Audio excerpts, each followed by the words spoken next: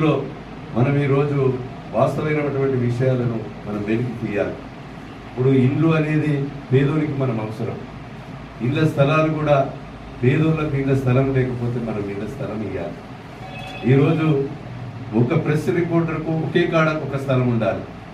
ఒక ప్రెస్ రిపోర్టర్కు 2 దిక్కుల స్థలం ఇవ్వడం కూడా కరెక్ట్ కాదు, నా వ్యక్తిగత అభిప్రాయం.